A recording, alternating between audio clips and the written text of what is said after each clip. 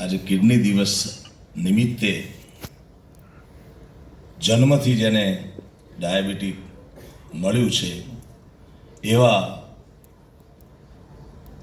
બાળકો માટેની આ સંસ્થા, જેને હું ખૂબ ખૂબ શુભકામનાઓ અને અભિનંદન આપું છું.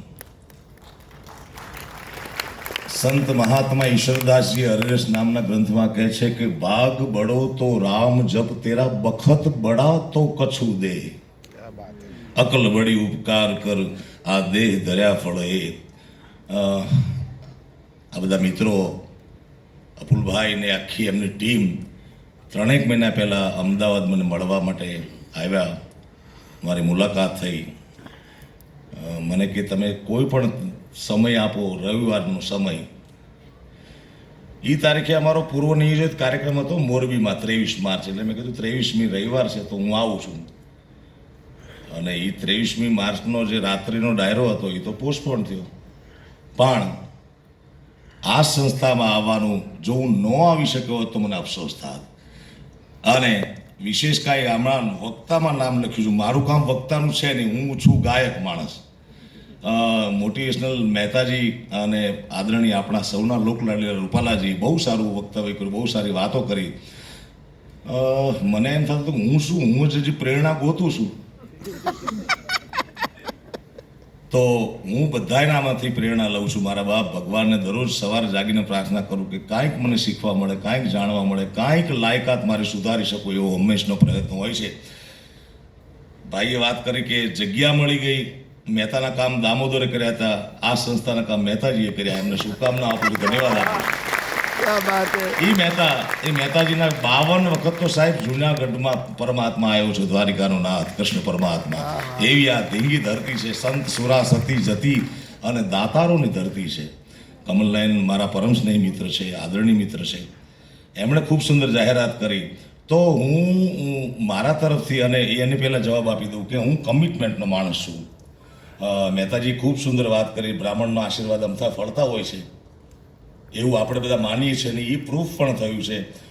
જેટ હું તો ભાઈ કમિટમેન્ટ માટે લઈને ગયો હતો ક્યાંક, કારણ કે કાર્યક્રમ લઈ લીધો 1 તારીખે અહીંયા, 2જી તારીખે. હવે ત્યારે તો ફિક્સ ન હોય કે 2જી તારીખનો પ્રોગ્રામ ક્યાં આવશે.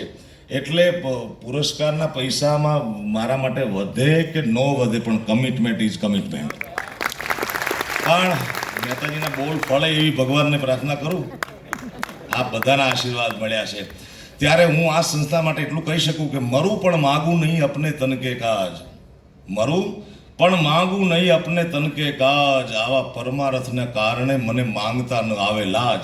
હું એ વાત ખાતરી સાથે કહું છું કે આ પરિવારને જ્યાં જરૂર પડે અહીંયા તમારી સાથે હું જોડે લઈને માંગવા તૈયાર છું સાહેબ. અરે વાહ. અને આપણે ડાયરો પણ કરશું અને ખાતમુહૂર્તમાં, અને બિલ્ડિંગમાં આખી હોસ્પિટલ બની જાય ત્યારે પણ ડાયરો કરશું. 1 માગ્યો ને 2 આપ્યો.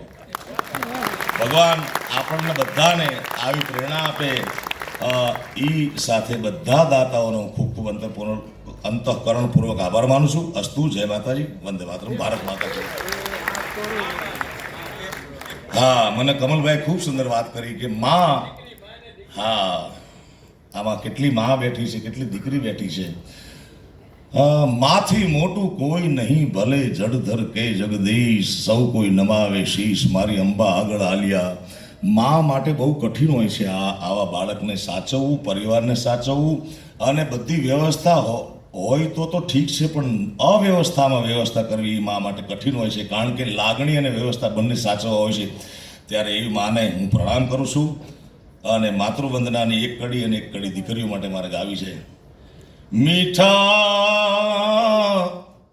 મધુને મીઠા મેવલા રેલો, અને એથી મીઠી છે મોરી માત રે જનની, જોડ સખી નહીં જડે રેલો, મારિયા જનની નિજોડ સખી નહીં જડે રેલો.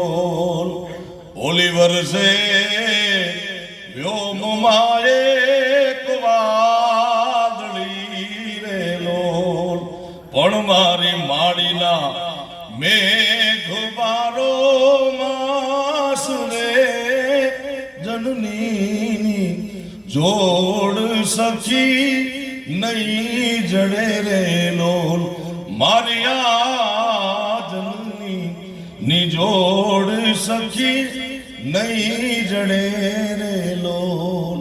અને આ પધારેલ લાડકી દીકરીઓ માટે મારું સૌથી વધુ ભાવ સાથે ઝીલાયેલું ગીત, કારણ કે આપણે બધા વેદનાના માણસો છીએ, આપણે સંવેદનાના માણસો છીએ. અને મારું એવું કમલભાઈ અપુલભાઈ એવું ઓબ્ઝર્વેશન છે આટલા જીવનમાં કે જે માણસને આંસુ નથી આવતો એ માણસ નથી, મશીન છે. આંસુ આપણી મૂડી છે. જે માણસને કોકની આત્મા જો કોઈનો આનંદ પામે ભલે સંતાપી લે મુજ આ તમને, કોઈનું દુઃખ જોઈને તમને આંખમાં આંસુ આવે તો માનું તમે જીવતા છો, બાકી તમે રોબોટ છો. છે હા. તો એવી લાડકી દીકરીઓ માટે હે ઓરે પારે વડાત કાલે ઉડી જાજે રે મારી હાટું રહી જાને આજની રાત.